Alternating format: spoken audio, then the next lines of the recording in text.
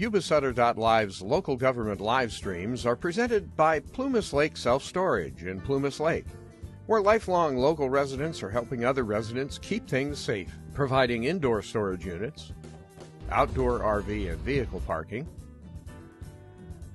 moving supplies, and Penske truck rentals. Details at plumaslakeselfstorage.com.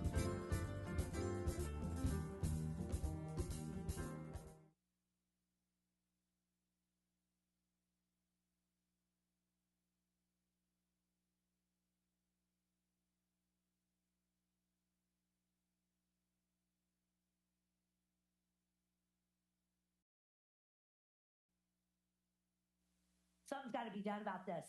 And I'm talking immediately. I have no transportation now, which would be fine. But I'm telling you, why is there, am I that much of a threat? I guess I am. But you got to get it under control.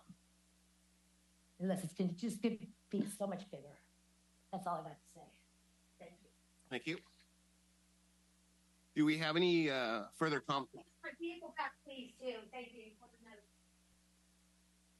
Do we have any further comments from the public? Any further comments from the public? Okay, seeing none.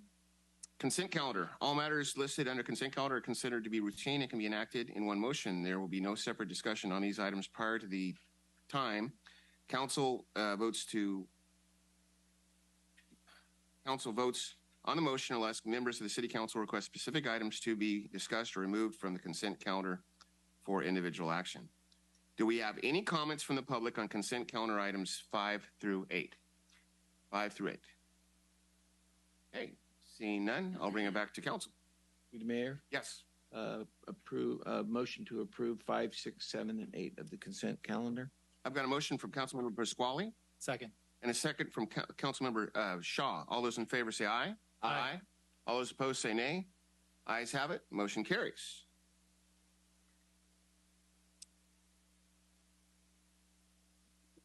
Okay, business items. Number 9, Revenue Ad Hoc Committee recommendation. This is presented by our city manager, Diana Langley. Good evening, Mayor and Council. So last December, City Council designated Vice Mayor Harris and Councilmember Boomgarden as the Revenue Ad Hoc Committee. In March, Council awarded a contract to Smart Marketing to help us to evaluate a proposal for a revenue measure for the city. And so over the last few months, in working with Smart Marketing, Crystal Martin, we've really done a lot of work to work with staff to identify needs within the city. You saw it in the budget workshop in May, where staff took a different approach in that we didn't just bring forward items that we felt could be approved through the budget, but we also identified items that were desired to either improve levels of service or maintain levels of service. And so we're here before you tonight. The Revenue Ad Hoc members will be contributing comments throughout my presentation and then making a recommendation at the end. And it's taken a few months to get us to this point, but we've been able to put a lot together. So this is a Crystal Martin quote. So to have a successful revenue measure, Yuba City must present a carefully crafted solution to a clearly articulated problem. As we know with this council, you're data driven. And so you want to see, you want to review the documents yourself. You want to be invested in the budget, determine where the needs are, and then also work to figure out the direction that we need to go. Ben Moody, the Public Works Director in May, gave you a presentation related to roads.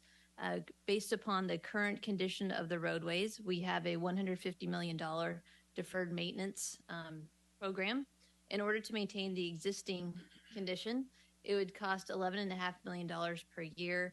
And to achieve state average, which is good, it's not great, it's okay, it's $18.5 million per year. The grand jury for 2022-2023 spent a lot of time with staff, spent a lot of time with Ben going through the budget, going through the pavement management system, evaluating the roads. And, what they showed is that there's no part of the budget that could be trimmed to get the funding necessary to address roads. They recommended that the city council should propose a sales tax to only Yuba City voters dedicated to road repair. So a couple of council meetings ago, city council received the grand jury report, provided a response to the grand jury, of which one of the items would be that city council would consider a revenue measure, not only for roads, but for public safety as well. So our turn for a second. Thanks for, let's go back to roads real quick. You know, if you take a look at that number of the deferred maintenance, it's huge. And there's a couple reasons for that. Number one, and probably most importantly, is that this explosion of costs for repairing roads. As everyone knows and experiences, there's a lot of increased costs associated with anything that has to do with construction. So that's part of it. The other part of it is the city inherited through annexation a lot of roads that were not necessarily intended to be driven on by the volume of the traffic that we have going through those roads today. A lot of discussion on social media about current road repair and why, if I'm already paying gas tax and road tax, isn't that money going towards that? I would invite anyone who has that question to contact Mr. Moody, who has a short presentation that shows you exactly how much money the city receives from the state, our money, through gas tax and road tax, and how that's applied. There's also a quick little presentation he has about how far that money goes, like a per mile cost to repair the road and or just temporarily fix it. It's really eye-opening, and I would encourage anyone who has a question about whether or not the city is spending its money correctly on roads to actually take that up, and we probably could put it up on the website as well. If it's not already up there. But I just wanted to make that comment because there seems to be a lot of messaging right now about I'm already paying for that. Yes, you are. I am too. But we're not getting back anything close to what we need to be able to repair the roads in this city. Just to add to that, through SB1, which was approved in 2017, the city receives funding specific for road maintenance.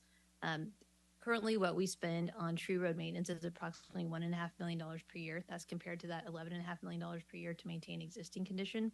The SB1 money is not in perpetuity. And so it was a 10-year program that would need to be renewed.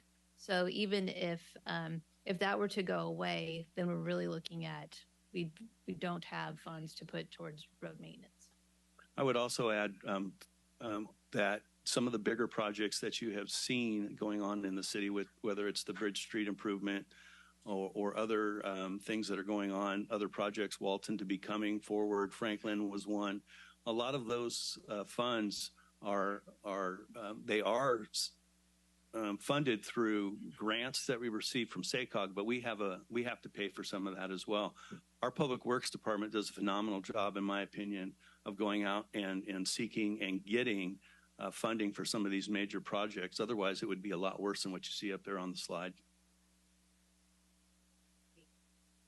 So moving on to fire, Chief Alexander, which is participating virtually, he did a presentation related to a couple of different items, one being the ladder truck. So we have a new ladder truck. It's stationed at Station 3. We received a SAFER grant, which allows us to put a fourth person on that ladder truck. If you talk to the crew at Station 3, that fourth person is invaluable in terms of their response to situations. It allows them to address fires with two-person crews. It really allows them to handle so much more.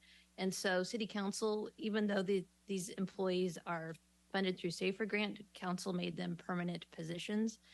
That funding goes away in 24-25. And so we would need funding of approximately $538,000 to continue to fund those positions. We also, with Station 1, which is located at Clark and Forbes across from the library, that is our primary fire station in Yuba City with the highest call volume. And with that, we're getting close to reaching critical levels, which will trigger an additional engine company. And why is that so important? That's because of response times. Not only does the fire department respond to fires, they respond to a multitude of medical aid calls, mutual aid calls. In fact, they had one today. And so Fire Station 1, as they continue to reach that call volume threshold, we need that additional engine company. The station was built in the early 1960s. It wasn't built for an additional engine company. It also wasn't built for the current ladder trucks in terms of height of the bay. And so the staff's recommendation would be to demo the existing Fire Station 1. It has a lot of issues anyway, and build a new station on the same site that could accommodate 2 engine companies. So the building replacement is approximately $20 million. The additional engine is just under $1 million. The additional engine company in terms of the staffing is $2 million per year. And then the personnel outfitting is $107,000 per year. What's so key about this, as we're considering a revenue measure, if you look at a fire engine, the lead time is about 3 years. So if we were to order it today, we wouldn't receive it until about 2027. And when we look at a building replacement, it takes time to hire the consultants, to do the design, to bid, and then construct. So even if we were to start that project today, you're likely 3 years or so out. And so as much as we're having this conversation in 2023, what we're really talking about is what's going to happen in 2026, 2027. And then this is something, County Service Area G. This is when the city of Yuba City took over the Walton Fire Protection District, which encompasses an area larger than not only the city limits, but also the sphere of influence. The city and the county have an agreement that the city will provide fire services to CSAG. And so the boundary for CSAG to the north is Eager Road. To the west, it pretty much follows Township. To the south, it goes between Stewart and Berry. And then to the east, it is the river. So the river bottoms, even though that's within the county, Yuba City Fire responds because it's within CSAG. So the cost to service CSAG area is about just under $1.4 million. We receive reimbursement through the county, which they collect from property owners, of approximately $928,000. And so it's a net loss to the city of approximately $446,000 to provide fire service to the CSAG area. Through the mayor, a couple things. Can you go back one slide, please, Diana? So I'm going to go one by one down. Calls reaching critical levels. You know, why is Yuba City staffed differently than, say, our neighbors are? As the economic engine of Sutter County, which means that most of the business is generated within Yuba City, we have the highest level of risk if something happens to one of those particular occupancies, in addition to the residential. If we lose let's just say we lose something like a Home Depot or even a Sam's Club, not only do we have to staff to be able to respond to that, but if something did happen there, we would lose property tax for a period of time. We would lose sales tax for a period of time, and probably just as important, if not more importantly, the jobs.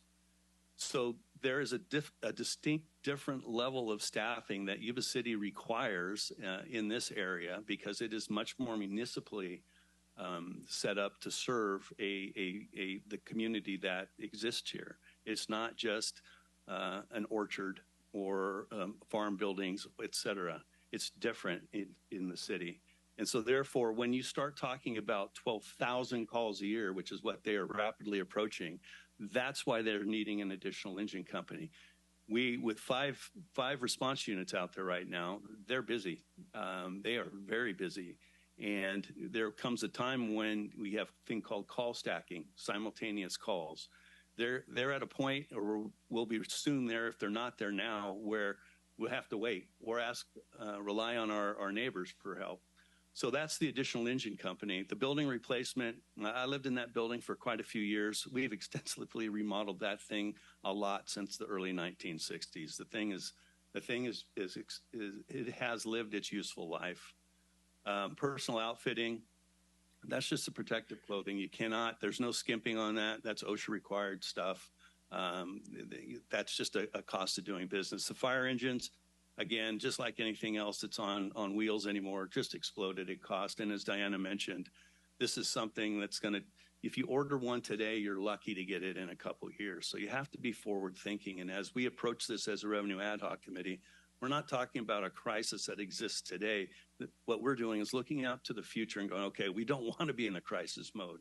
We want to be responsible and put the things in place ahead of time so that we don't end up chasing something.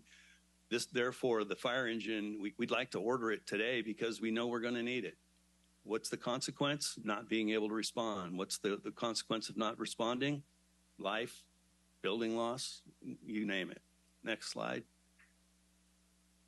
CSAG, not many people know about this.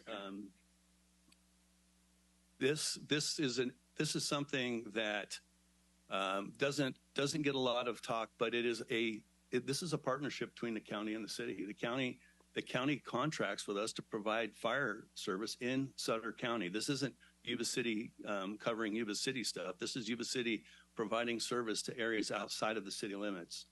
And as you see, we're doing that right now. The only reason that we're showing that there's a net loss there is because we get a lot of talk about, well, you know, you're not paying your fair share. Well, we can talk a lot about that, and we'll probably do so over the next few months.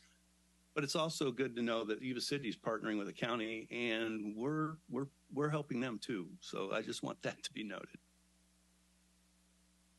All right, now we're going to transition to police. So in 2022, we did a workshop where the question was asked, how does the city contribute to the homelessness effort?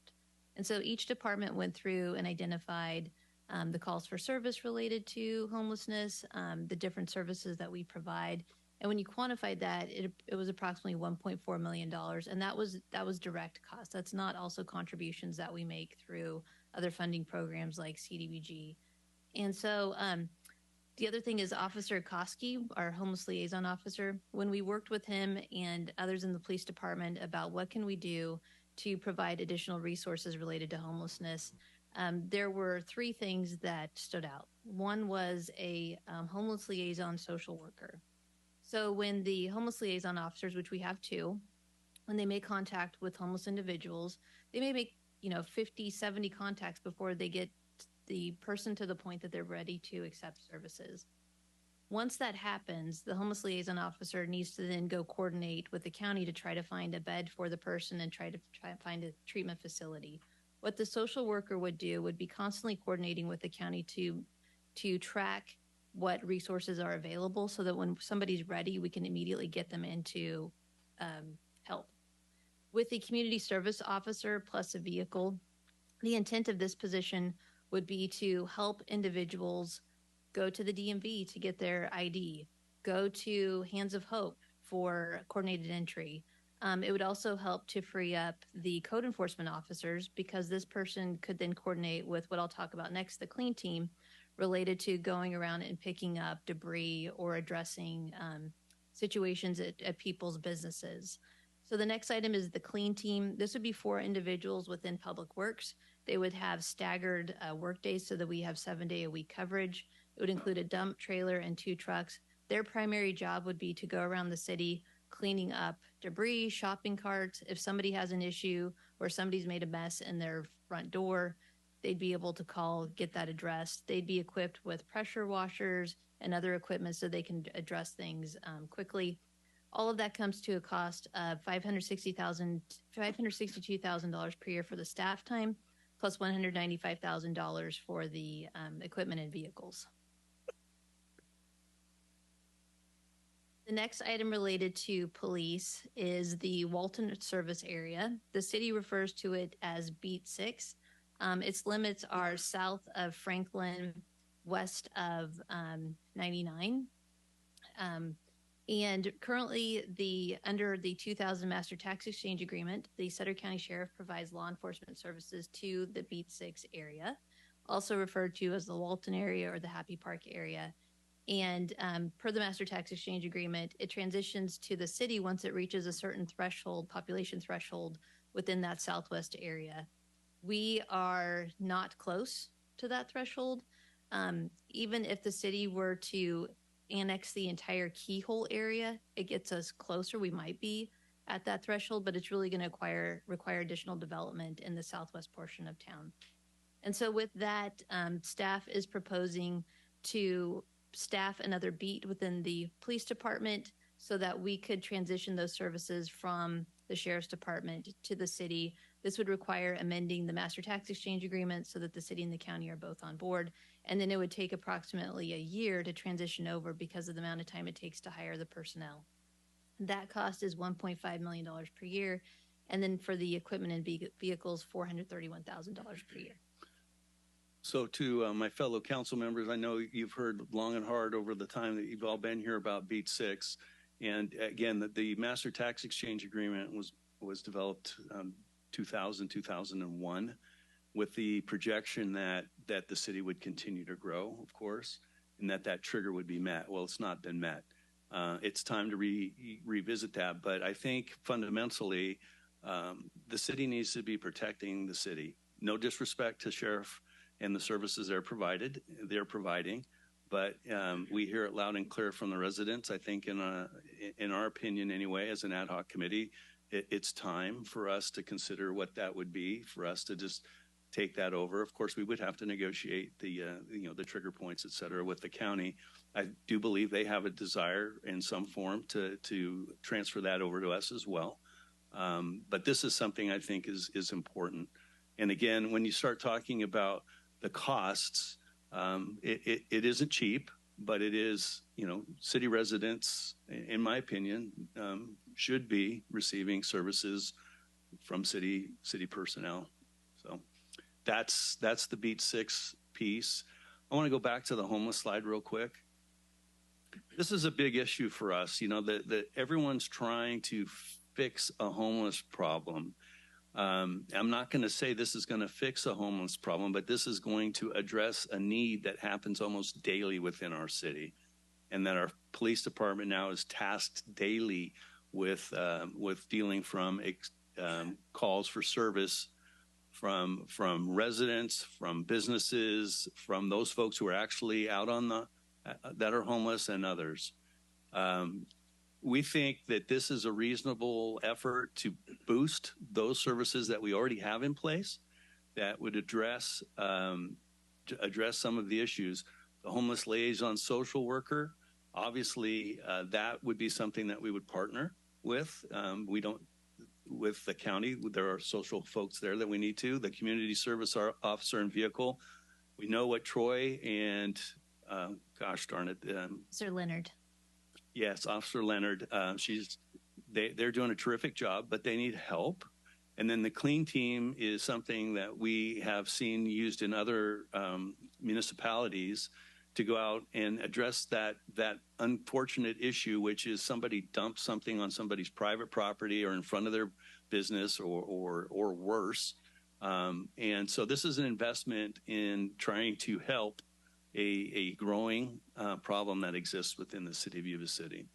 So I think, again, everything that you're seeing, we feel is something that we could use even today if we had the money, but we don't. And so these are things that I hope you can consider. And when the time is right, if you have questions about those, we'd be happy to try to address them. All right. So when you add up the grand total, the total additional funding needed for Yuba City roads and public safety is just under $172 million, plus an ongoing just under $24 million per year. So with that said, what could a potential revenue measure generate? So in 2024, which is what we're looking at, November 2024, a citywide revenue measure of 0.25% would generate approximately $3.75 million. 0.5%, approximately $7.5 million, and 1%, approximately $15 million per year. So through this process, Crystal Martin and I have met with all of the council members, and, overwhelmingly we heard that there's a desire to support Sutter County. And the support lies with services that directly affect city residents, which are also Sutter County residents. And so some of the areas that we've identified are relieve Sutter County and the Sheriff's Department of costs relative to covering the Walton Happy Park area. So that's that Beat 6 area. The District Attorney's Office, additional prosecutors, competitive pay, We had DA Jen Dupre come to a citizen ad hoc meeting where she talked about the challenges that are occurring in the DA's office. And it's extremely difficult not only to get additional prosecutors, but to retain existing prosecutors. And then part of that's an issue of competitive pay. Sheriff Barnes provided information related to needs within the Sheriff's Department, the jail, court bailiff.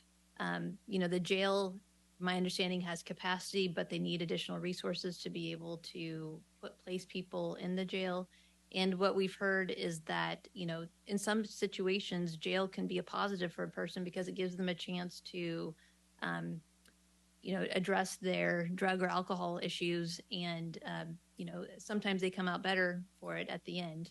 And then also homeless response efforts within the county. So one of the things that through research, there's 180 plus cities in California with a population over 50,000. Only 8 are still at the minimum sales tax rate of 7.25%.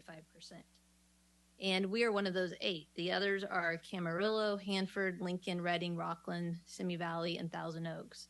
So I did a little bit of research on some of these.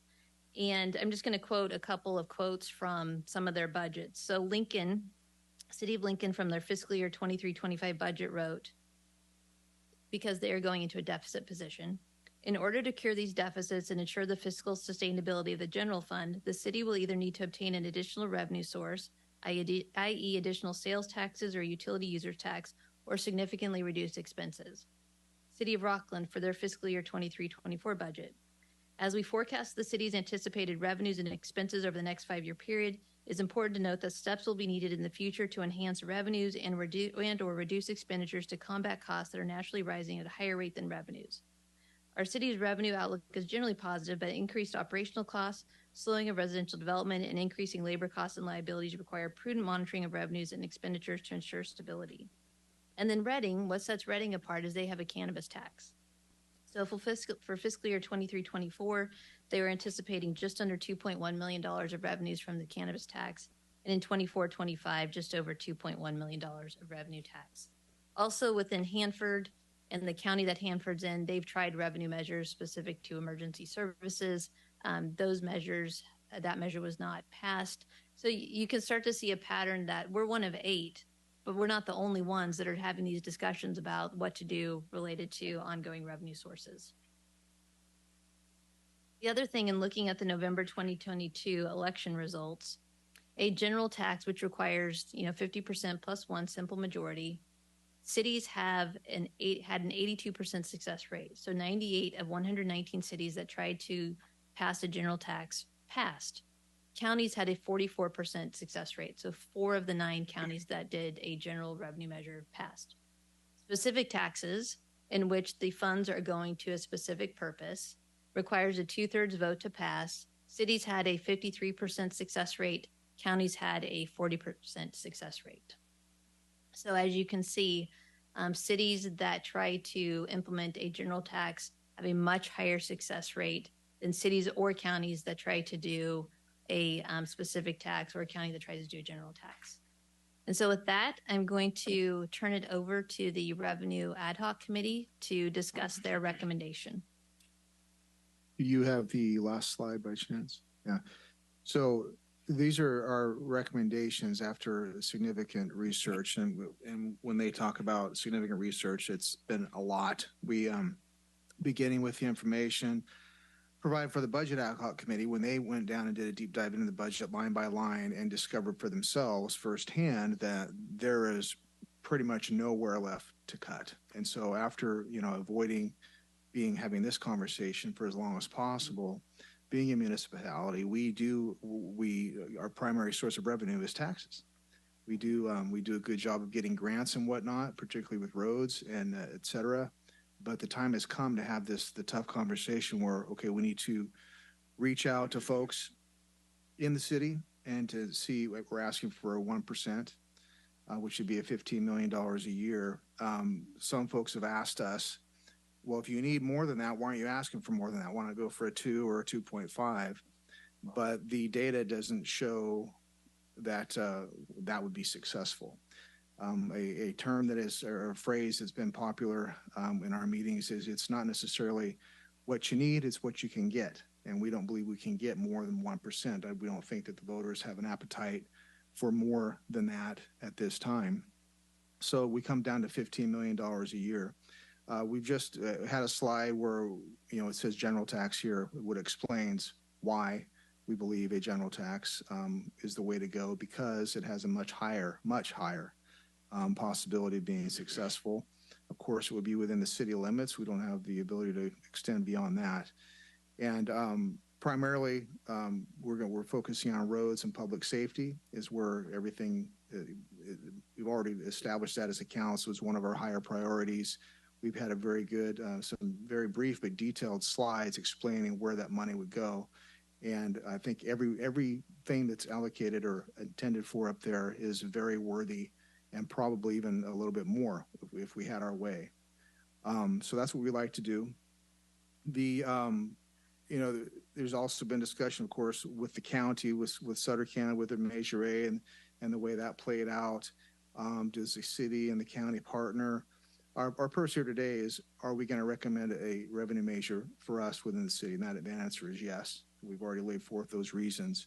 The discussions with the county, we've had several meetings with them, and we probably will have more. That's kind of a TBD as far, people want to get down to the numbers, who's sharing what, because we both, right, and understandably so, we need more than it's going to be available. If we did a county-wide at 1%, it's around $20 million. We both need that and then some. So it comes down to capitalizing on relationships and hopefully some significant voter trust, which was displayed by voting us to these chairs in the first place, that we were going to put the money where we need it most. And we were serious when we talk about public safety, roads, and everything else that was discussed up here. We do not think that it would be a good idea to have competing or overlapping initiatives, simply because if the county, for example, decided to do 1% county-wide and then we do 1% citywide, you're going to have voters in the city that's going to have two revenue measures potentially bumping up 2%. That's going to either turn people away or confuse them, or both, and we don't want to do that. So we would like to avoid overlapping or competing measures for that. So there's definitely, back to that, we have more need than the money is projected to be available should this be successful. However, we do have a plan for it, and I think it would be put to very good use. And if some of it is unprecedented, as far as cities helping out the county sheriff, for example, in the jail, unprecedented, but we remain willing, and hopefully y'all will too, to be a part of that and be good neighbors, be good partners, and contribute to that with DA as well, and also our Beat 6 area if possible. I agree with Councilmember Boomgarden when he said that, we need to get that taken care of once and for all. They're city residents and they deserve city services, and we would like to do what we can to make that happen. Do you have more of that, sir? Yeah, just a couple things. Thank you, Vice Mayor. I think you covered 99% of it. A couple quick things is, it's never easy to talk about taxes. And certainly during my time on the council, I have made it pretty clear that I really wanted taxes, if I was going to support them, to go to special or to significant, or not special, but to unique items, or those things that we had it intended to. I do believe there's a way to make that happen with an advisory committee as well as ourselves. And there may be other mechanisms that we've heard of. We're still taking a look at that. But it's clear, almost 2-to-1, that if we are going to ask the citizens of Yuba City to support a revenue measure, that it needs to be a general measure. It has, again, 2-to-1 possibility of passing. This notion that we want to share with the county, that doesn't happen a lot in the state of California. In fact, it's rather unique that cities indicate a willingness to share with the county on revenue measures. And for that, I think it's something for us to strongly consider, because as they will say, some of what they do serves city residents. I have certainly made the comment that some of what we do serves county residents. So there is a quid pro quo, or this for that. But when you're talking about helping the district attorney who who is in the chain of taking care of some things that our local police department needs taken care of, or jails, which house city residents, or the homeless, which is a community or a region-wide problem. I think there's some synergies there that we can take advantage of. Again, we can't impose a tax, as you well know here, but the county or the citizens need to know that. If we decide to move forward, all we'll be doing is putting together the package for our residents to consider. We think we can make a compelling argument for that. That's what we are tasked to do as your representatives out there. I think it's probably time now for us to kind of step back and take some questions from you all and or whomever. But I want to acknowledge the hard work of city staff, our consultant, for pushing us to push ourselves to really take a look at a lot of different opportunities out there. I think we have the bones of a really good revenue measure that could strongly be considered by residents. On the notion of partnering with the county, want to make it loud and clear. It's my recommendation that we continue to explore that. But as the vice mayor said, the no competing or overlapping initiatives, I don't think that serves anybody well. They made a comment at their last meeting about doing a specific tax for their fire department. I certainly, as an ex-fire chief, will be interested to learn more about what that means to them. And I certainly know that county fire obviously has some needs as well. But as a representative of the city, so do we. So I just wanted to make sure that we are clear on that. No one here doesn't think they have a need for county service, but we do have a need here in the city for our fire department, our police department, and our homeless efforts. Finally, on roads. One of the things that we've chatted about was how can we get the biggest bang for our buck, right? So we go out for a revenue measure and we get money. How long is it going to take before these roads, which we all drive on every day, start to get repaired? There are some funding mechanisms where we can make some dramatic impacts on these roads relatively quickly. And that would be one of the things that, again, as this thing moves down the road, that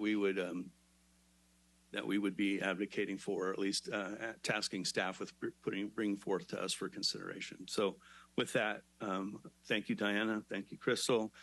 Thank the staff for their help in putting up with us as we've asked a lot of questions and demanded a lot of information in putting forth this recommendation to you. Thank you, sir. Before we bring it back to council for more discussion, do we have any comments from the public on this item? Any comments from the public on this item? Okay, I'll bring it back to the rest of the council for discussion. Good. Through the mayor. Mm-hmm. I know every year when I get my little blue slips in the mail, I don't pay a city property tax. I pay a county property tax. And I'm a county resident that lives in the city. And so the designation of the county saying, oh, we're supporting this or that, I'm still a county resident. And the way we're set up is we have a county jail. We don't have a city jail. So yeah, majority of the people who live and commit crimes are in the city, but they are in our county. So when you start separating these costs, I don't get the mindset of the separation from me being a county resident living in the city. So I can't quite buy into that. When you've got a county government that's 8 times the budget of this city with, they talk about that GCS. There's like 8,000 people in that area that are not in the city that we service. So we've got 78,000 out of a 99,000 population. And so I could justify why I want to bring the dollars used because it's going to do the biggest bang for the buck for the majority of the county residents, which I am a county resident. So, and using this money that we know is short of what you actually need and using it for operational funds, I don't think is a good use of that money, that we need to expand the use of that money like banks do. You know, you lend, you build, and then you pay back, just like we all did. Majority of us, when we bought our homes, I couldn't go throw cash down when I was 32 years old and buy my home. I financed it and used it in that way. So I'm all for working with the county because I am a county person. I mean, I'm part of this county. It's just I just happen to live in city limits. So that's my take on a lot of this. This is laid out in a perfect roadmap. What I've seen in the past with people being suspicious of, okay, they want this money to go in the general. Is it going to go where it goes? I think that's the biggest message that I carry with me is yes. And I think as we've had our discussions here in this board in our sessions, that is what the roadmap we've set is the roadmap we want to drive down and not divert from that. So with that, that's all I have to put on. Thank you. You're the mayor. Guess it brings it down to me then. First of all, I want to go back to something you talked about, and we keep hearing over and over, county this, city that, city this, county that. And, tonight I didn't hear any comments from the public, and I was rather shocked because as much as this has been going on, I figured there would be some because this has been going on for years now. But at the cusp of everything, you have to understand, why does a county exist and why does a city exist? And we have distinct roles of how we take care of our community. And they overlap and get very blurred by the citizens sometimes. But it just simply summed it up because I've got all kinds of notes here I was writing down. But, it takes both of us to serve our community. And that needs to sink in with our residents. It takes both of us. You talk about homeless and such. We deal with it basically from an LE side and a code enforcement side. But that doesn't mean we don't support the county. They deal with it from the mental health, the mental illness side. They get the funding for that, but it takes all of us together. So that's the big takeaway that we have to start with. And I know that's where you guys have been is how do we take care of our community as a whole? Just going through some things here and thinking about this whole project for tonight. First of all, I want to thank you two guys because you guys have done it about 6 to 9 months. Well, we did the previous 4 years looking at this because we just didn't start this in the last 6 to 9 months. I remember when Councilmember Boomgarden and myself came on the council, 2018, the city at that time was talking about doing a rev measure, and they were talking about going out for a general, and it was kind of just call it what it was, a shot from the hip. Wasn't well thought through by a few people at that time. It was kind of like, we're going to throw it out there. We're going to just go get it all of a sudden. When we came on, you and I both were specific. We need a specific tax. But before we even get to a tax measure, we have to do what you guys have worked with our staff doing over the last 6 to 9 months. This actually started, Vice Mayor, when you were mayor, and we started appointing all of the ad hocs to oversee the budget because we had to go through our budget first to find out, was there any money left to redirect anywhere? Working through that year after year, we shifted from just looking at the allocations to the focus became looking forward to, what is the needs going to be in 5 years? What's the needs going to be in 10 years? And we had to go through that process. And some people were, 4 years ago or 5 years ago, you should have gone for a sales tax measure then. We weren't ready. We could not go to the citizens and justify anything that you put on the screen tonight. It was just a gut feeling.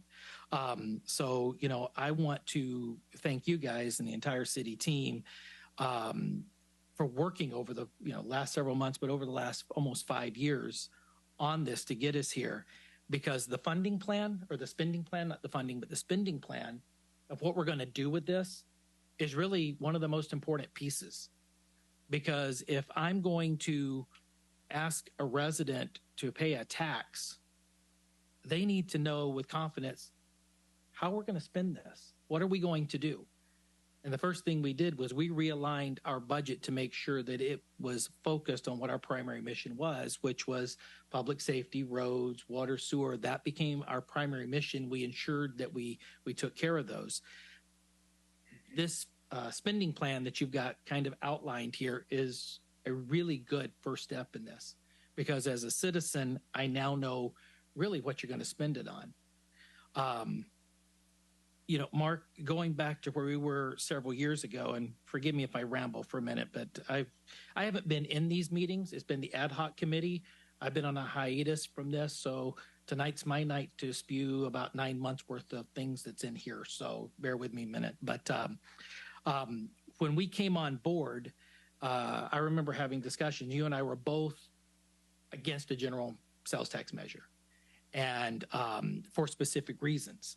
And I can stand here tonight and tell you that I am a Republican, and I am at the core anti-tax, because that's, you know, a lot of what, if you look at it, and they say that's why our area suffers, is because Republicans will vote down a tax, basically cut the nose off to spite the face sometimes, to, you know, don't need it. But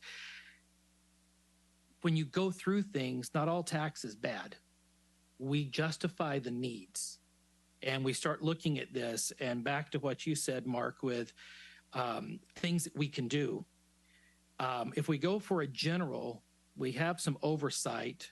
That's great, but we can also look at things such as bringing forth possible resolutions or something that says we're never going to dip below a certain percentage for public safety or roads out of our general fund to accomplish those. So there's other measures that we can do to get to the same ends, but by a different means. You know, it's we've done everything we can on situations. Officer Koski, man, what that man has done with his team, working with the law enforcement and stuff, the impact has been felt, but so much more is needed. And we've heard that from Officer Koski. He needs that extra person in there that will be able to help take some of the load off and deal with the paperwork and get the social services side done. I mean, we've heard that over and over. I remember sitting down in those budget meetings with police and fire, and Jesse, Chief Alexander, thank you for looking forward, you and the entire FD. You've brought us forward scenarios and things that are looking to where the city is going to be 5 years down the line. You're not coming to us going, we can't meet the need. You're telling us already what the need is, and we're having to step up.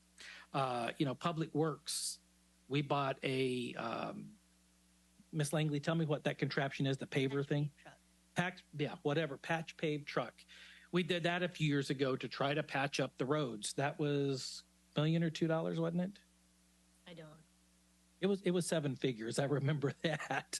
But, you know, we've done everything we can over the time, and everybody has stepped up. And then you talk about Beat 6. We have done everything in our power to try to take care of Beat 6. And the people in Beat 6 area deserve the same level of protection and the same level of service that the rest of our city does. And, you know, we have ran into roadblocks.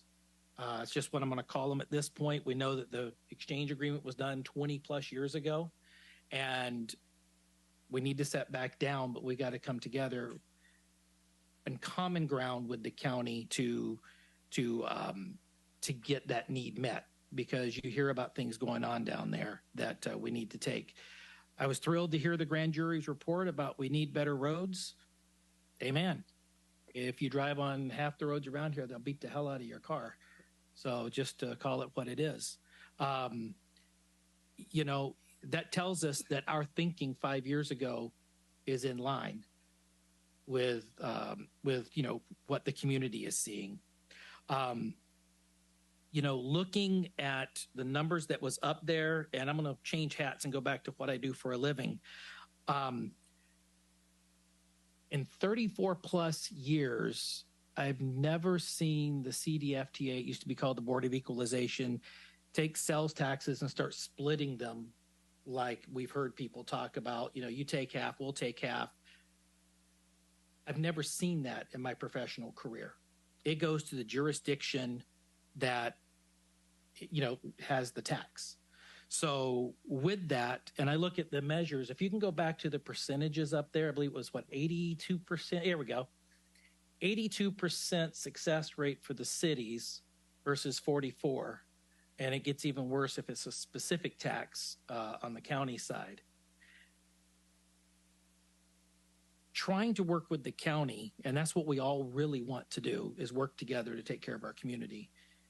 We need to go out and do a city general sales tax. And that's tough for me to say as I was hardcore, it's got to be specific, but I think there's other mechanisms we can do to shore this up. Go for a general sales tax measure. And at the same time, the county should focus on the unincorporated areas of Sutter County. And why is that? We know the numbers that they've already projected they would get when they were doing Measure A. We know we're talking about helping each other, and you guys still have to work through the rest of that. But at the end of the day, we'll be able to sit at a dais, sit in a room, and tell people that the city and the county is trying to take care of our community as a whole. And you know what? We want you to support their measure, and they should be telling people to support ours. And that way the whole community wins. And so that's something that, as hard as it is to swallow from a tax perspective, I can really get behind. And I just, kudos to you guys. Thank you for the hard work. And I think we're headed down the right path because we do want to see the problems in the county. Is when I say problems, I mean the staffing issues that the sheriff has talked about, the issues that the DA has brought forward. We want to be able to help them, to help our citizens. So, what? I'm sorry. Oh, so anyway, with that, I appreciate what you brought forward, and that's something I can get behind. So thank you, guys. Thank you, sir.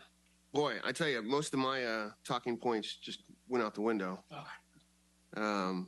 But I would like to thank the Revenue Ad Hoc Committee for doing all the hard work. Commend you for the long nights and just the overall work and staff with this as well. Something that went across my news feed yesterday. I don't know if people are in the room, or I know the council's aware of this, but the city of Willows, the city council in Willows, declared a fiscal emergency, and they are looking at the same process that we are. To Mark's point, we don't want to be in an emergency, but we can't deny what the numbers say, and so that certainly caught my eye. This time last year, when we were looking at Measure A, and people were asking me what I thought about it, I was honest. I said, I'm voting for it because I saw the value to it, and I was even more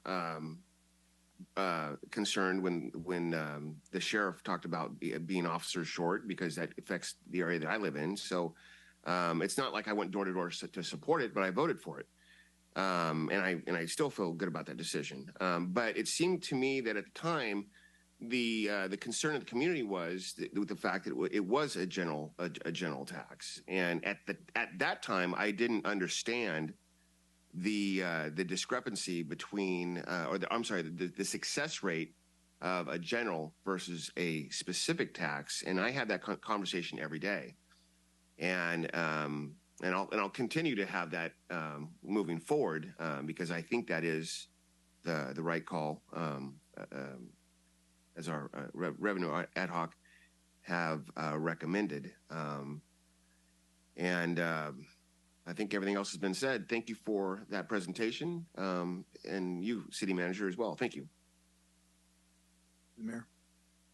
I just want to thank you three gentlemen and also staff for all the staff for all the hard work they put into it. And I also thank you three gentlemen because we've been through so much, so many meetings that it's like second nature. But to hear it technically the first time and to have the response you did, I appreciate that because I also want to draw attention to the fact that staff has on both sides, county and city actually, have foreshadowed. I mean, we can hear the fiscal train heading right for us, right? The good news is we have an opportunity to get out of the way, and that's what we're here for tonight. And so thank you very much for that. Just one piggyback quick comment on that is, I think to add to that, which is if you're going to tax as a city, then you want to be able to control that money. You don't want to have to go begging to the state of California for the money. So this is a local effort to raise money directly for this city, not something that has to be begged for or applied for or whatever. So again, just wanted to make that point. Thank you, sir. Any further comments? Okay. Thank you, City Manager. Moving along to business item number 10, fiscal year 23-24 Cannabis Tax Fund Grant Program, CTFGP, from California Highway Patrol. And this is presented by Bill Williams, Police Sergeant.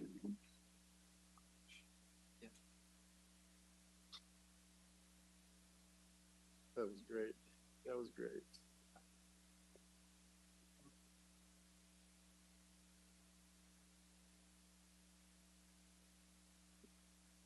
Mayor, City Council members, thank you for having me tonight. I'll try to be quick with this. In regards to talking about funding opportunities, the police department has two that I would like to present tonight. The first one is 23-24 Cannabis Tax Fund Grant Program that was offered through the California CHP. The California Highway Patrol has offered a grant, as I said, in the beginning of 2023, and this grant is designed to help educate our youth on the dangers of driving under the influence of drugs and alcohol, to include cannabis. In July of 2023, the grant was awarded to the Yuba City Police Department through my predecessor, Sergeant Halk. The grant is in the amount of $21,300 for fiscal year 2023-2024, and the grant will run from July 1st to 2023 to July 31st to 2024. The important part is that there is no matching funds required by the city. So the CFTG fund will fund the following presentations, supplies, and enforcement activities. It includes 2 officers on overtime to conduct 5 middle school presentations on the dangers of driving under the influence of alcohol, drugs, to include cannabis. What's important about this is we're targeting the middle school age children in an effort to influence future decision making down the road. So again, as the city was looking at the prior presentation, trying to foreshadow down the road what kind of issues that we're going to have society-wise, this is a huge issue in regards to driving under influence, and we want to hit our youth early to let them know about those dangers. In addition, the grant will fund some educational and marketing supplies that include messaging in not only English, but Spanish and Punjabi as well. And then in addition, working with code enforcement, we would conduct 5 compliance checks on local smoke shops to ensure businesses are not selling illegal products or products to our youth. The Yuba City Police Department's recommendation is to accept the grant. This is an effort to educate our youth on the dangers of driving under the influence of alcohol, drugs, to include cannabis. The alternatives is to not to accept the grant. Are there any questions? Thank you, sir. The public hearing for the fiscal year 23-24 Cannabis Tax Fund Grant Program, CTFGP, from the California Highway Patrol is now open. If there are any members of the public who would like to address the council on this issue, please provide your statement via public comment and state your name and comment and address for the record. Do we have any comments from the public on this item? Okay, seeing no, I'm now closing this public hearing and bringing the matter back to council. Through the mayor. Yes.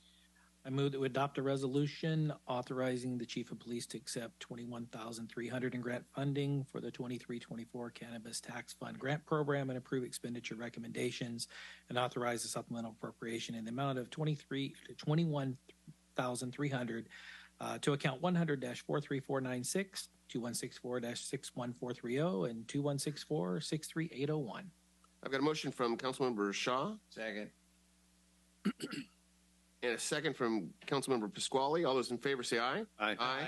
All those opposed say nay. Ayes have it. Motion carries. Thank you, sir. Oh, yep, for another one. Okay. Business item number 11. Award of fiscal year 23-24 selective traffic enforcement programs, STEP grant to include DUI enforcement and education efforts. And this is presented once again by Bill Williams, Police Sergeant. Thank you, Mayor. This is a little bit more robust grant than the previous one. This is the Traffic Education and Enforcement Unit's bread and butter, and it's called the STEP grant.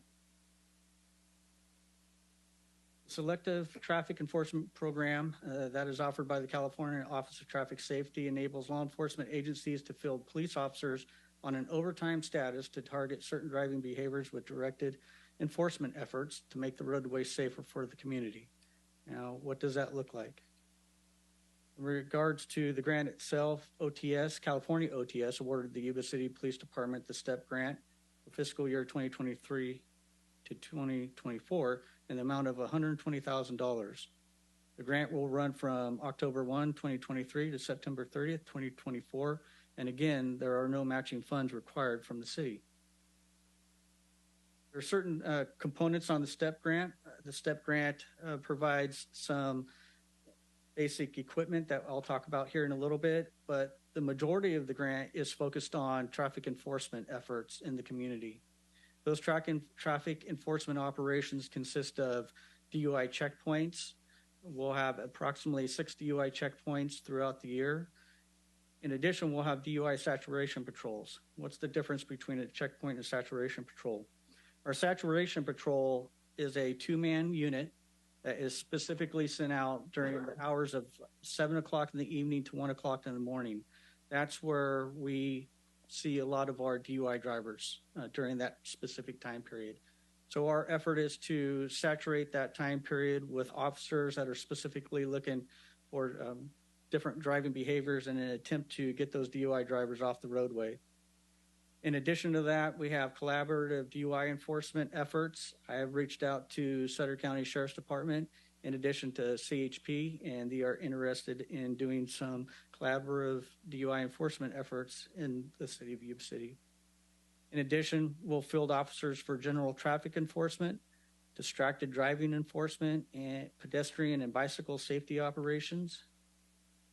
In addition, continuing motorcycle safety enforcement, street racing, and sideshow enforcement operations, which will be supplemented with our new Yuba City Municipal Code that was passed earlier this year.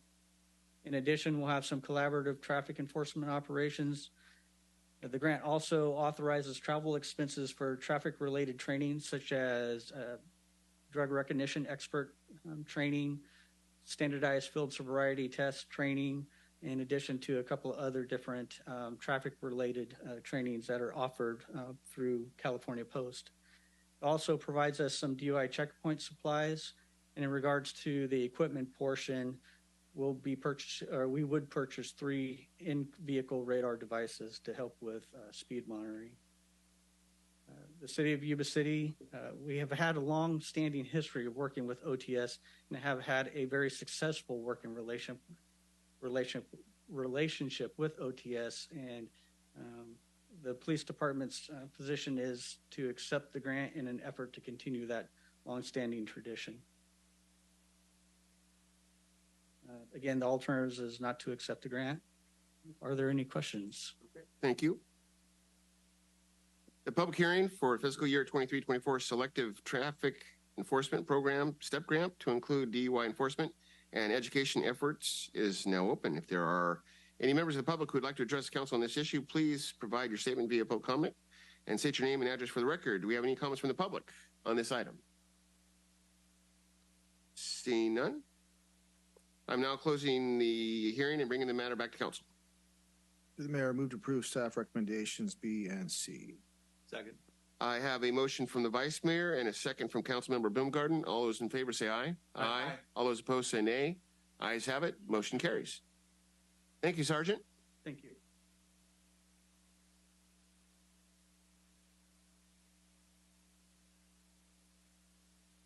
Moving to business item number 12, consideration of a development agreement for the Sohal Ranch tentative subdivision map, TSM 22-02, and the associated mitigated negative declaration. And this is presented by Mr. Doug Libby, our Deputy Director of Development Services. The floor is yours, sir.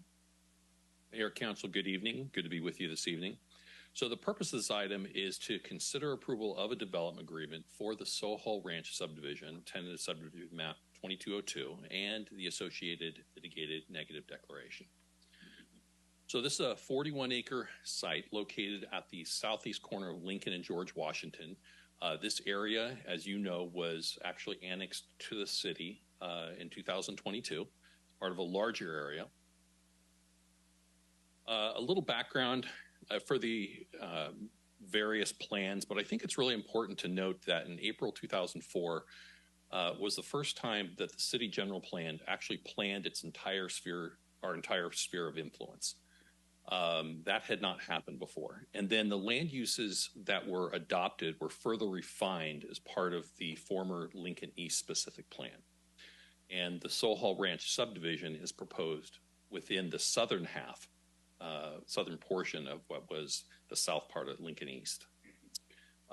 Last month, September 27th, our Planning Commission contingently approved the subdivision map and recommended approval of the environmental assessment and the development agreement to your council.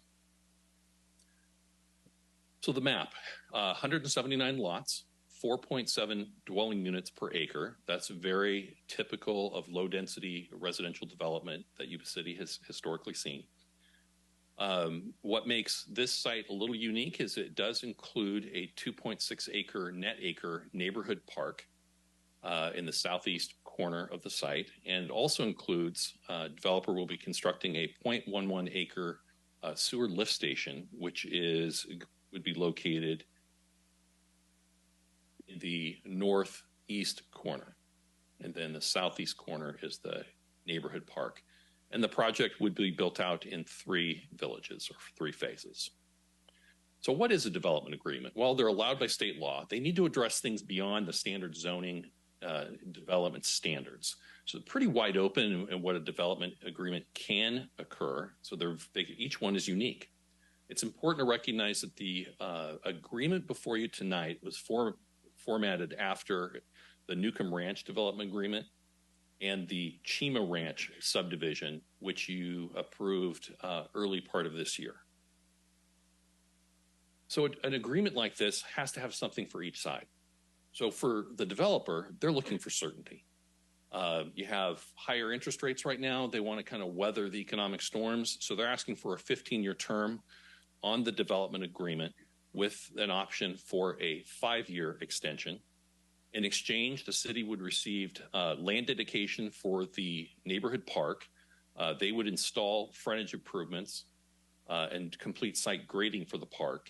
They would also pay an additional neighborhood park impact fee of $3,200 per dwelling unit. And that fee actually comes out of the Newcomb Ranch development agreement. And it's been carried forward into the Chima Ranch development agreement you saw earlier this year. Compatibility. So this is in a currently rural residential agricultural area, but it's been planned for urban uses for 20 years. And it's important to recognize that this area has been within Yuba City's sphere of influence since the 1980s, the mid-1980s, actually. So I thought this map would be important to show because it shows you the refined land uses in what was the former Lincoln East specific plan. But more importantly, it shows kind of where this project is in the world in relationship to other development. So the city annexed from Lincoln Road, George Washington south to Bogue, back to the city limits of Sanborn last year. We have an approved subdivision, West Sanborn, and earlier this year, Chima Ranch. Here's where this project is located. You'll see the neighborhood park. And what's also exciting, you get to see what else is coming. So this is the start of things to come for this area. So with regard to environmental, it's important to note that when the city did its general plan, it evaluated urban uses for the larger sphere of influence and adopted an EIR for that. When the city considered the Lincoln East specific plan, it included this project site. Urban uses, again, adopted an environmental impact report. But for this project, we still have to complete a certain level of CEQA analysis, which we have done. It did identify certain mitigation measures, which we've incorporated into it. And with those, we feel there's no evidence in the record the proposed project would have a significant effect in, and that's why a mitigated neg deck is recommended to your council. Development agreements require certain findings be made, consistency with the general plan, going to further general plan goals. We have laid those out in the ordinance that's before you tonight. There's reference to a water assessment. This project is not subject under state law to having a water assessment performed, and this area has the required flood protection. The recommendation, conduct a public hearing, make the necessary findings, and introduce an uncodified ordinance of the City Council approving Environmental Assessment 2206 by adopting a mitigated neg deck for the tentative subdivision map 2207 and approving development agreement between the City of Yuba City and Balbier Sohal Family Trust for the Sohal Ranch subdivision. So with that, happy to answer any questions. And the representative for the developer, Sean Menard with MHM Engineering, is also here to answer questions for you. Thank you. Thank you, sir. Public hearing for consideration of a development agreement for the Sohal Ranch tentative subdivision map TSM 22-02 and the associated mitigated negative declaration is now open. If there are any members of the public who would like to address the council on this issue, please provide your statement via public comment and state your name and address for the record. And we do have a card from Ms. Heather Espin. Good evening, gentlemen. So I'm Heather Espin. I live on the corner of Lincoln and Sanborn, which would be impacted potentially by this development. So at the Planning Commission meeting, I brought up a couple of points, and I do understand that we kind of have to approve development when it comes, but just remembering that there is no school for this development, and there probably won't be a school coming in anytime in the next 15 years when this is supposed to be done. So the school that they would be using would be Lincoln, most likely. And there are no sidewalks. There's nothing. That's all county road between this development and the Lincoln School. So just keep that in mind when this comes up for a more final approval, when there's actual development that's occurring, because that could be a bit of a danger if kids are riding bikes or things like that.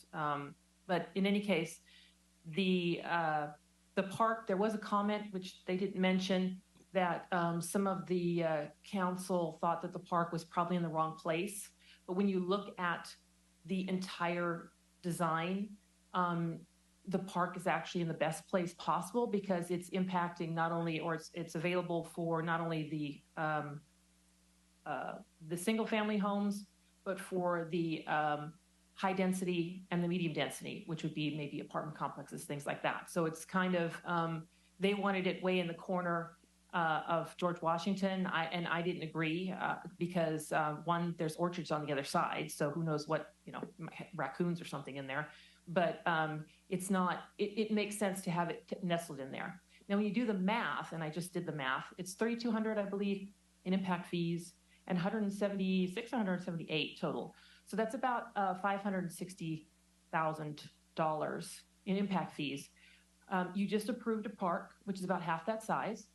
And you just also saw how expensive playground equipment is for tots and the 5 through 12. That's not going to be enough money. The city will have to put in something in order to complete that park.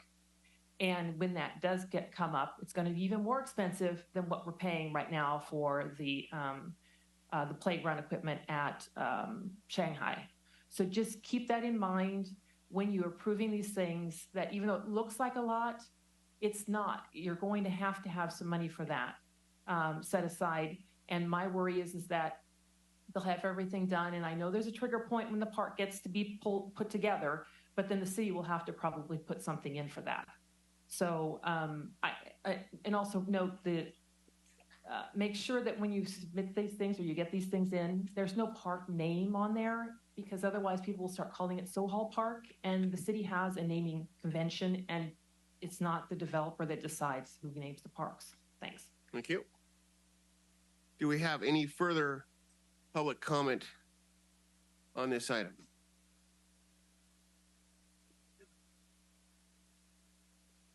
Mayor and members of the council, I'm Sean Menard with MHM Engineering, and I represent, the owner is representative is here also tonight.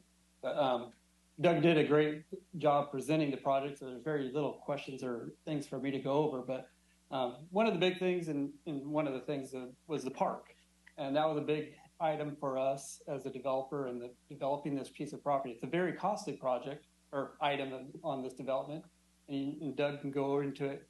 And it does take more than 179 lots to develop a park. When you do that $3,200 a lot, it takes like almost 600 lots. And so, yeah, this project can't bear that burden. And that's one of the things that's covered in the DA, to take into consideration our fair share, what we do build, what we get fee credits for, and where we can use the fee credits. So it is a big, having this DA is very important to address this park situation. There's also other infrastructure. We have major roads on the north and the west side of the project. So all those are coming into play. So the DA is very important. Without the DA, we really wouldn't have a project. So that's critical. And then Doug explained why we're asking for 15 years. The market, you don't know how long it'll take for the market to develop and absorb 179 lots. So if you have any questions, I'll try to answer them. But again, we're supportive of all the things in the DA, and we work very hard to get to this point. Any questions from the council? Just through the mayor, I happened to take a look at that planning commission meeting. I just wanted to say, appreciate your patience with the multitude of questions that came at you that time. So Sean, good job. Thank you. Thank you. Any further comments? Okay, thank you, Mr. Menard. Any further comments from the public on this item? Okay, seeing none. Closing the matter and closing the public hearing and bringing the matter back to council. Through the mayor? Yes. Mr. Levy, go back to the DA with the amounts for the 32 and whatever. I have a couple questions. There you go. That impact fee was based on what type of figures? Figures that possibly in 15 years down the road, or current dollars? How was that brought to the table? Thank you for asking the question. So the 3206 figure comes out of the additional neighborhood park fee that was included with the DA for the or Newcomb Ranch. Okay, but it's important to recognize that that additional neighborhood park fee is based on a base year of 2020 and has an annual cost inflator that's included in it. So whenever the time comes that we're going to actually use that figure, you're seeing the base figure. It's actually going to be higher. Is it based on the 15 year, or is it the 15 year plus 5? You know, I don't have that background. I'm not sure if, Ben, you have that. It's just whatever goes out, so it just starts stacking after the correct from 2020. The next 5. Right. Okay. All right. You've answered my question. Thank you. That's all. Any further comments? Okay. I'll leave it up to council for action. Through the mayor, Yes. a question of the city attorney. Do I have to read this whole item B? This one you do, it's an ordinance. I'm sorry. If you like, I'll read it for you and you say yes. Oh, go ahead. Yeah. Okay. I'm assuming it's a motion to introduce. Is that right, council member? Correct. Okay, thank you. This would be a motion to introduce an uncodified ordinance of the City Council of the City of Yuba City approving environmental assessment 2206 by adopting and mitigating negative declaration prepared for the tentative subdivision map TSM 22-02 Soho Ranch subdivision and approving a development agreement between the City of Yuba City and the Barbill Soho Family Trust for the Soho Family Subdivision TSM 2202 on 41.36 acres located at the southeast corner of Lincoln Road and George Washington Boulevard as assessors parcels number 65-10-05 and 65-10-06 and waive the first reading. I've got a motion from council member Boomgard. Second. And a second from council member Pasquale. All those in favor say aye. Aye. All those opposed say nay. Ayes have it. Motion carries. Thank you, council. Thank you, Mr. Libby. Okay, moving along to business item number 13, Bogue Road Infrastructure Newcomb Ranch funding request. And this is presented by Mr. Ben Moody. All right, so good evening, council, members of the city council, mayor, members of the city council. All right, we'll get this going. So the item before you is somewhat unique, and it has to do with the Bogue Stewart Master Plan, which was just mentioned briefly. And so this is a big plan. It's been really in the city system for 10 years. When you look at the history on it, when the applicant originally applied with Newcomb Ranch being one of the lead applicants, it's really initiated that 2013, 2014 timeline, and there's been a lot going on with that. And so it's the southeast corner of the city, 741 acres with a lot of different land uses and mixed use in there, different land uses. And so a little timeline, 2014 to 2019 applications, and that was really the period where there's coordination to finalize the EIR and the master plan. In 2019, that was when the EIR was adopted and the specific plan amendments in the pre-annexation zoning for that area to come into the sphere of influence for the city and set it up for future annexation. January 2020, this is an important date because that's when the development agreement was originally established with Newcomb Ranch and then also set up the tentative map. So in 2020, and so since then, we had a thing called COVID, but you could see that there's been consistent progress from Newcomb Ranch and that developer to bring development to reality. And so in 21, with city council's effort in coordination with the county, there's a master tax exchange agreement between the city and the county that was approved. That was a major step in order to annex that area into the city limits. And then in 22, that annexation was complete. And then where we're at today in 2023 is really getting down to the real specifics on making this development happen with the funding for it. And so I'll dive into that here in just a minute. Just for everybody's reference, when you zoom in on that 741 acres, Newcomb Ranch is phase 1 of the Bogue Stewart Master Plan. It's the area east of 99, south of Bogue Road to Stewart Road. So this area in the blue here. And what I want to highlight, and I'll come back to a little later, this is phase 1, and it's been phase 1 with Bogue Stewart Master Plan because the infrastructure is on the east. And so you can't build Kelsey, you can't build phase 2 or your other phases over here to the west or to the south because the infrastructure has to get there first. And so that's one of the key components of this funding participation that we're talking about today. Here's a colored graph. The land use is always nice to see. And really I want to focus in on the red, which is your commercial property that's proposed at the southeast corner of 99 and Bogue. And then you have the yellow, which is the low density single family residential.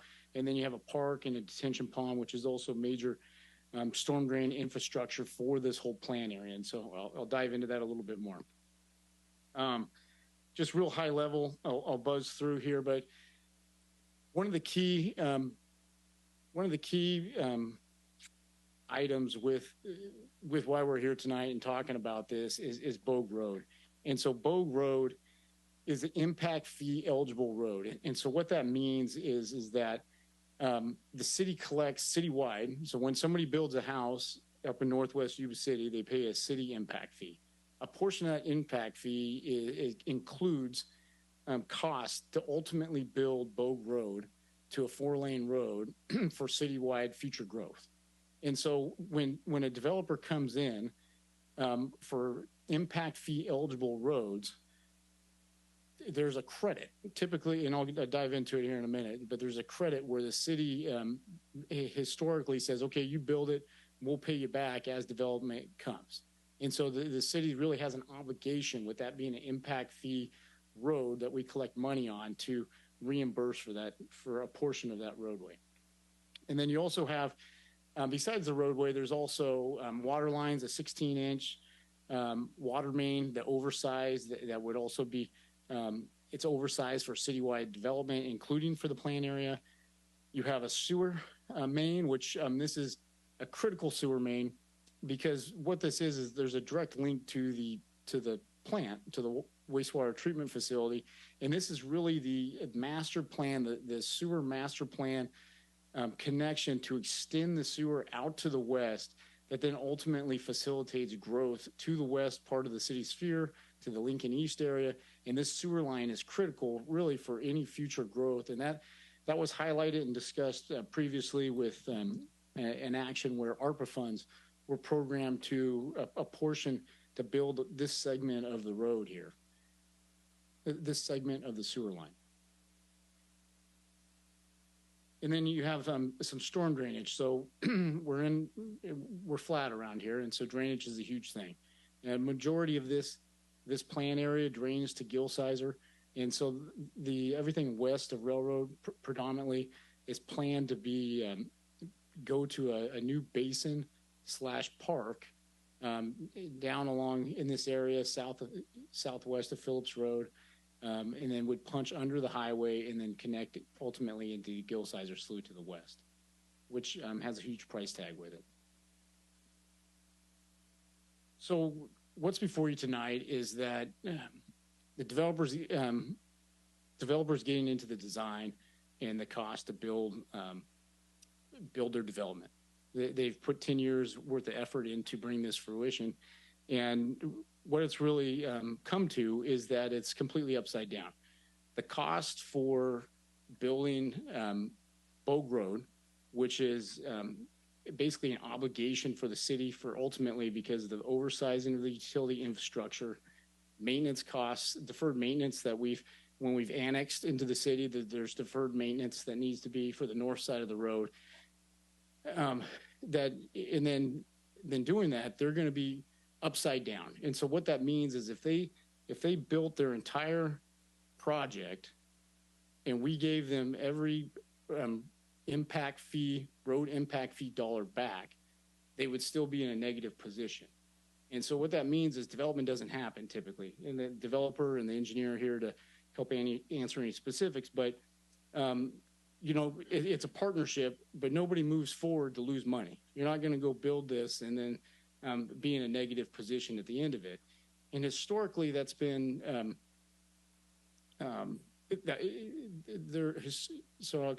historically, that's how the city's processed developments, because of priorities, because of timing.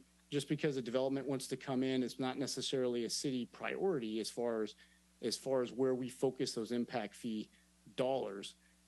However, with this one, it's a little bit different because of the deferred maintenance, the critical component of that sewer line, getting that to the west, and then also the potential revenue and having a coherent, a complete roadway done. We've heard over and over again from when we come through with developments is, why don't you build the road first, then bring the development? And so what the Newcomb Ranch is basically proposing to us is for us to entertain, is to change our process. Instead of having a pay as you go, where the developer comes in, they build a little segment, they build their half of the road, and then we give them reimbursement credits, which really has this historic problem of delay because there's uncertainty if they're going to get their money back, and if the building doesn't happen. and kind of a hodgepodge development because of the way the infrastructure has to be built through there. They're asking for a partnership that the city upfronts their obligation in a coordinated way. And so there's a lot of words there. I don't know if I need a timeout, and you guys want to answer any questions with that before I dive into? Okay, and so part of the way to handle that is through a DA. And so there's an existing development agreement that was done in 2021. I'd have to go back, but that was done pretty much our standard way. A developer comes in, they front all the money, they build it and do it. But based on these changes, based on the funding, based on the cost, based on this being kind of the critical key to unlock future development, that's where this one is a little bit unique because of the really without some sort of participation, the project doesn't go.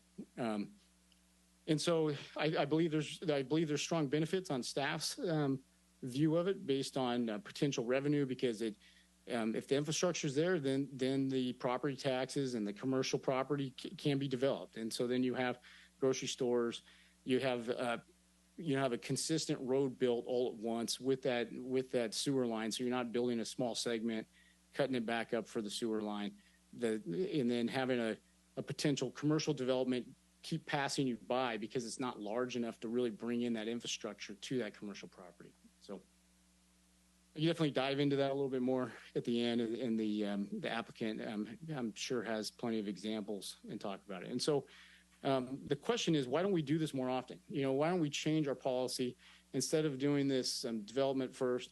And it comes down to really just priority, available funding, and just how that plays out. Because many times if there's a development that occurs up in the Northwest, if the city has limited impact fees, where we have a priority to focus them on Bridge Street or a priority to focus them on Walton, and so we don't have that available funds. And so so when we look at this, it really comes down to cost and how you prioritize the cost.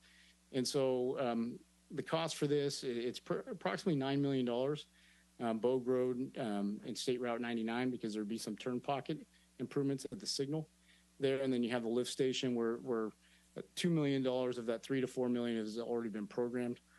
And with this, the developers also, they understand that there has to be some skin in the game.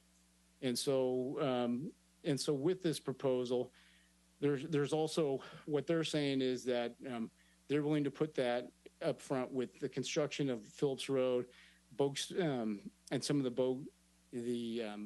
Bogue Stewart Master Plan drainage. And so, and that's not a small amount. It's $14 million plus. And what that would do is really put the infrastructure, the roads in that would then set up and be ready for development. And then also talk about timelines. There's also discussions in there with the in-depth process and analysis that occurred through the EIR and the master plan. There's discussions that through the DA that we also consider looking at expediting a parcel map and development plan review. And so where the land use has already been established, where the roads have already been analyzed and looked at for development, I think there is an opportunity, and council, if direction is given to look at that and amend and potentially amend it, that we could look at through the development agreement, looking at options to try to streamline that so they don't have to start square one, come back and propose a plan, go to the planning commission, come to the city council to re-review a development plan when you really know where the commercial area is going to be and where you know the road's going to be. And so we can handle it all together. So that keeps, up to a year delay and sometimes on how it goes through the review and processes. And so with that, I'd be happy to answer any questions. And staff is recommending that council authorize staff to initiate an amendment to Development Agreement 1901 for Newcomb Ranch subdivisions to implement language related to financing Bogue Road infrastructure, streamlining development processes, and establishing specific time requirements related to Bogue Road, State Route 99. Thank you, Mr. Moody. Do we have any comments from the public on this item? Any public comments?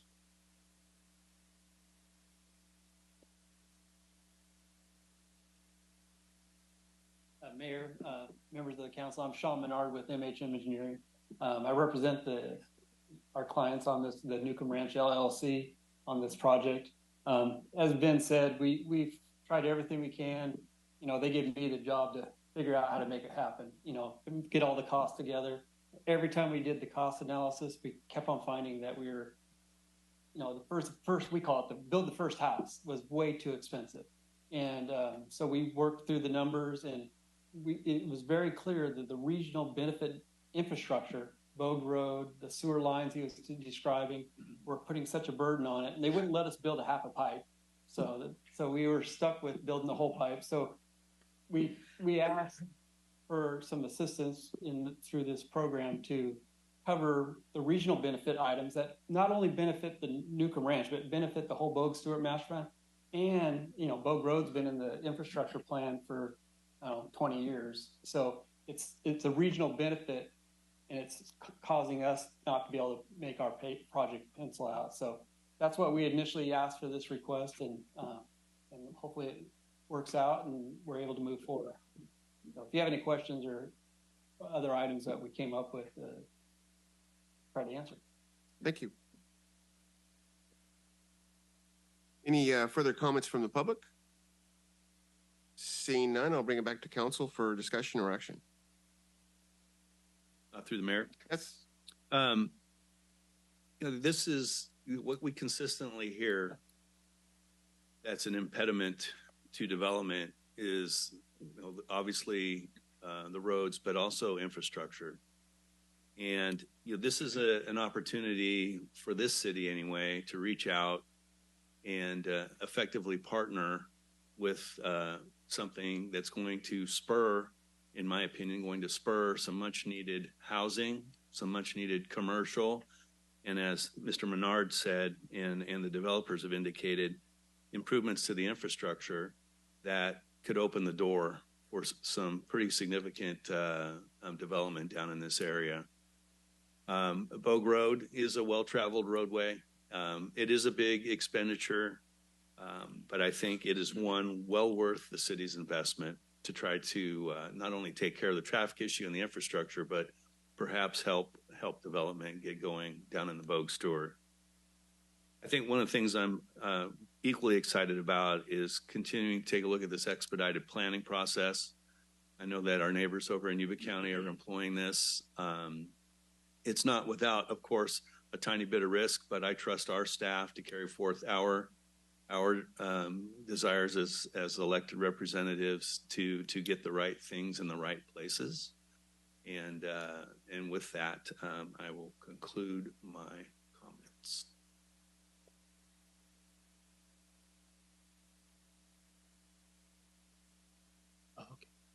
Through the mayor. Mm-hmm. You know, again, this is one of those things that we have to look at as a city and a council, that our residents in the south end of town have told us over and over and over that, you know, they want things down there. They want a grocery store down there. They want restaurants down there.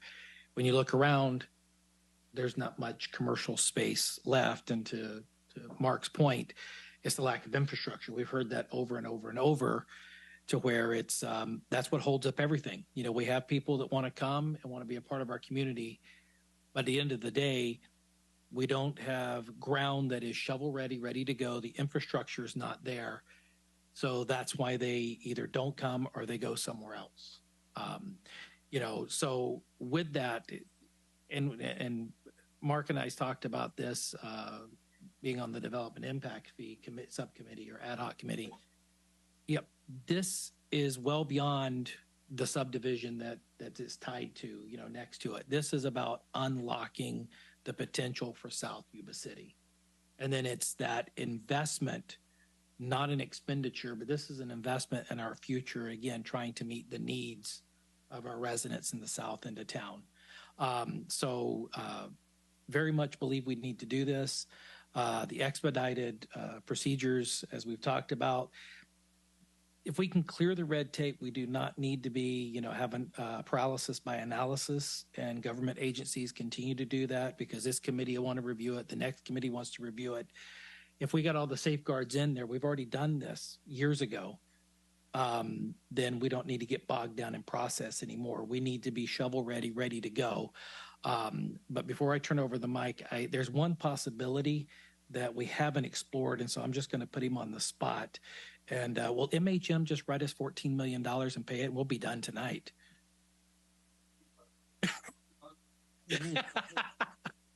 No, Sean, you guys do a great job in analyzing everything, but I appreciate all the work that you've put in. And I think this is, as you said, a partnership. This is an investment and a partnership for our future. So, and we need to take care of the people in the south end of Yuba City. Thank you, sir. Mayor, my question is about, this $12 million ante and up for the city, is that today's dollars or is that down the road dollars? I mean, how are we figuring this? Because we all know that tomorrow is going to cost more. And so those are today's dollars. And with that, the process would be, this would go back to have a DA. So we would really get with staff, really analyze and put in specific timelines where there basically says, okay, we're going to say go with a commitment at a certain point. Next spring, they need to initiate design. And then within that timeline, there's so much time for design, and then we initiate construction. And so those timelines and those specifics will be laid down in the development agreement. The development agreement will then be circulated to the Planning Commission and then ultimately to the City Council to be introduced and approved. And so those are dollars today, but definitely with those timelines, there would be a look that, we're not planning this for 15 years in the future. We're planning this for to occur soon. So just clarification for me, what we're doing this evening is we're just saying that we're going to have a development agreement and there are no dollars attached to this at this point. Am I correct with that? No, through the development agreement, the city would be agreeing to contribute the funding for the Bogue Road improvements, the Highway 99 portion of the improvements, the sewer and water and storm drain within Bogue Road. And so there is a dollar amount attached to it. And I think, what we would put in there is define what the city's responsibilities are, the developer's responsibilities, how we will address, because there'll be change orders, there'll be contingencies, all of that will have to be addressed through the development agreement. Thank you. And the other thing I just want to point out too, is there may be an option for us to bond for those improvements. So it's not necessarily cash up front, but we're paying debt service payments towards that construction.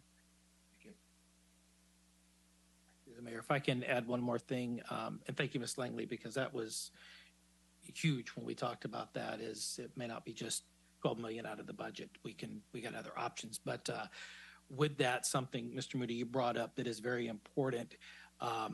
We don't want this to be a project that just sits there as orchards for 20 years and then it finally gets built. And I know that the developer, and we've talked with them and Sean. Some pretty aggressive timelines. We build it, they're going to build it. We're going to work together and get this done because it makes no sense to pay it or bond $11 to $12 million out and it's set there as orchards. So we're both parties need to be engaged in this, and that's what all's got to go into that DA so that we're good partners in this to get it done. Through the mayor, I'd like to add one other thing. We just had a discussion a few minutes ago about a revenue measure. And so the public may be asking, why are you talking about a revenue measure, but then you're talking about contributing $13 million to this project? It's based upon funding source. So the water line would come out of water fund. The wastewater line would come out of wastewater fund. The road would come out of development impact fees and road funds. So it's designated sources. It's not general fund dollars going towards these improvements. Good, Mayor. I might even add on to that is that we're doing, it's an investment for the future too. And so what we put in now, we're gonna see exponentially later. So for the reasons already said, I fully support the idea. Thank you. All right, I'll bring it back to council for action. Move to approve. I've got a motion from the vice mayor. Second. And a second from Councilmember Shaw. All those in favor say aye. Aye. All those opposed say nay. Ayes have it. Motion carries. Thank you. Thank you, Mr. Moody. Okay, future agenda items. These are opportunities to discuss with city manager about items that came up in the meeting evening that you would like to have brought back to council later date? Do we have any comments from the public? Seeing none. Reports and communications. The following reports and communications items are provided for the council's information. No action can be taken on these items unless under this section, unless the council agrees to it on a subsequent agenda. City manager's report. So we have guidebooks for accessory dwelling unit and urban lot splits available on the city's website. We've been asked the question before, is the city supportive of ADUs? Yes, we are. And we have the guidebooks to show it. A lot of activities happening within the next couple of weeks. Ashley, our development liaison, is hosting a shop talk at Carlito's on October 18th at noon related to business licenses. October 25th is Waffle Wednesday at the Senior Center. And October 19th is on Plumas Street is the DBA Trick or Treat from 4 to 6 p.m. October 28th, there's several events going on. The Yuba-Sutter Shines Project through Salem. The police department Halloween Trick or Treat is at the police department from noon to 2 p.m. There's a Parks and Recreation Halloween Festival at Gaucher Aquatic Park from 3 to 8 p.m. And then also on November 2nd, there's a senior resource fair at the Senior Center from 9 a.m. to noon. That's well attended. And just one note, at this point in time, we're planning to cancel the November 21st council meeting. And so the next meeting will be November 7th. The first meeting in December was typically the ceremonial to transfer over the mayor and vice mayor. And then we'll have a meeting December 19th. Thank you, City Manager. Council reports. This evening we'll begin with Councilmember Boomgarden. Thank you, Mr. Mayor. Several ad hoc meetings, revenue, et cetera. Obviously, we spent time on that today already. Did meet with the Regional Housing Authority. They're still pursuing the Richland Senior Housing Project, Richland Village. There's more to be known about that. Attended Sutter Butte Flood Control along with you, Mr. Mayor. We should expect a presentation from Michael Bassett on the regional impact fee that everyone except for Live Oak and Yuba City now has approved. And I went to a business after hours. We had Precision One. They had a little get together to recognize their expansion of their business. So that's it. Thank you, sir. Vice Mayor Harris.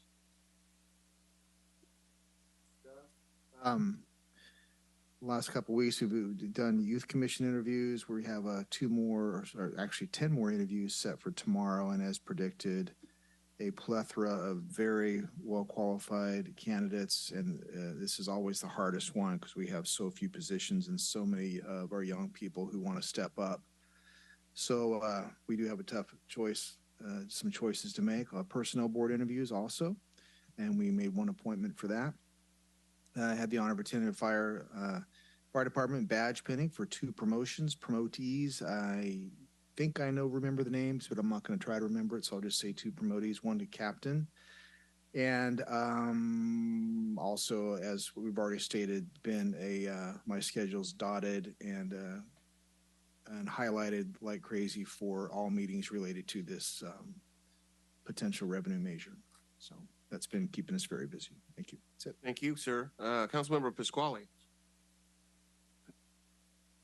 Thank you, Mayor. I too went. There was 2 separate pinnings. There was a promotional pinnings, which was really nice to see, and then there was an addition to it, another one at Station 2. I guess it is down on Gray Avenue. And as well, that's always nice to see that we're getting young, new, and promoting our people that protect us. Went to the Back the Badge with my brethren here last Saturday night. What a worthy thing. I can't stress that. It struck me as, wow, this is something I'm going to carry and start championing. The need for protecting our people that protect us is so important that I can't stress that enough. I was very moved. Their speaker was phenomenal, real life, right in your grill. type thing that he spoke about. I commend us. I believe we were the only elected officials at the program, which I'm proud of. I think we say we want to serve protect the people that protect us, and I think we step up and do that time and time again.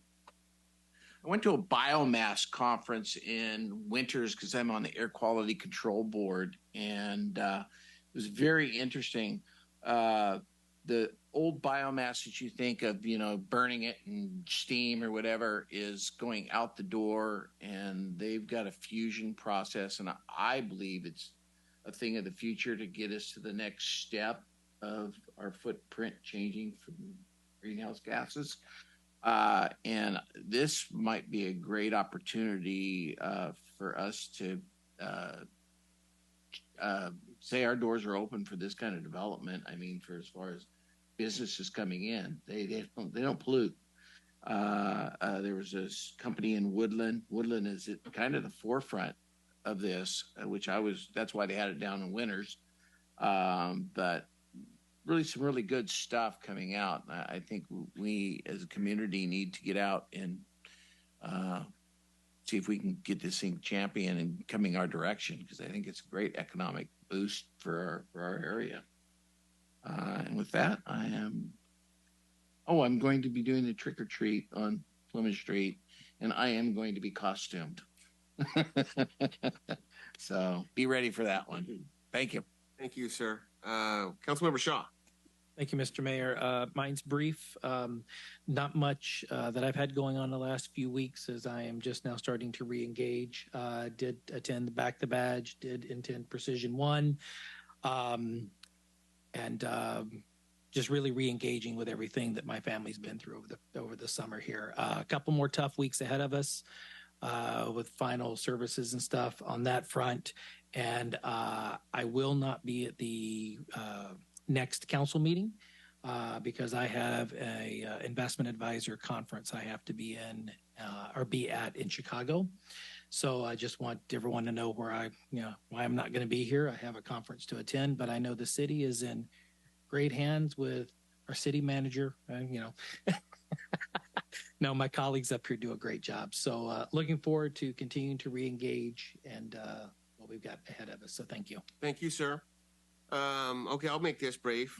I started the last 2 weeks. It was a ribbon cutting at Ardent Family Services, which is a very noble business. They deal with foster kids, and so that was really eye-opening for me, and we're glad that they're part of our business community. I was asked to be the commencement speaker at the Sutter. Let's try that again. Commencement speaker at Sutter County Superintendent Schools, and it was the cosmetology, and it was the medical technicians. And it was a huge turnout for that. It was at the Nazarene Church on George Washington. Very well attended. They're really fulfilling a need for our community. These are individuals that a lot of them are working adults and or have jobs that they're going into halfway through the program. So it's really exciting to see that work out for them. I did a ribbon cutting at Lunelli Wellness. Over there off of Tharp. As mentioned before, the personnel board interviews, as well as the first round of the youth commission interviews. These outstanding candidates. We've got our work cut out for us on that. Sabufka was mentioned earlier, but I did have a Zoom meeting yesterday with Senator Nilo, specifically about an island out in the middle of the Feather River that grows by the day. And we are hoping that the senator can advocate for us to get some funding on that, because the permits are already in place, but the permits are only good for about another year and a half. And those of us that have been around here when the water gets up know that we need that channel capacity. So we're hoping that the senator can point us in the right direction for that. Gilsheiser was canceled this month. With mosquito, we reviewed and approved the manager's contract. The West Nile activity is dropped off, which is encouraging, as well as the mosquito activity. A lot of it has to do with the cold weather. And not at your house? Okay. Well, what's your address again? District 2. I was lucky enough to participate. Real quickly, this was my first time ever with the Run Pink October, which is facilitated out of the Giviki property. And I was, along with one of the school board members, I was standing at the first turn, and I have to give a huge shout out to our Yuba City Police Department. We had an officer out there that reacted quickly on an incident and really protected the safety of some runners out there. So a huge shout out to our law enforcement officers at that. Thank you very much. And then I walked across the street and helped out with Just Serve? No. Yuba-Sutter, okay. And helped pass out food for nonstop hour and a half to a line of cars that felt like it went on forever. But what a worthy cause to attend as well. And with that, I would like to one more time mention my appreciation for this council, especially our ad hoc revenue ad hoc, with all the hard work that they put into that presentation and the city manager tonight. We've got a long road ahead of us, but if we decide to go down that road, but it's all about communication and getting the word out to our citizens. And with that, this meeting is adjourned.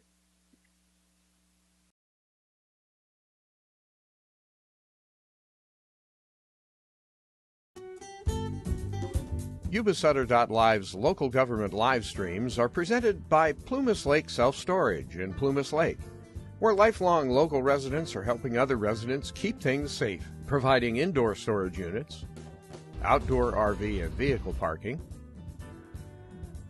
moving supplies, and Penske truck rentals. Details at PlumasLakeSelfStorage.com.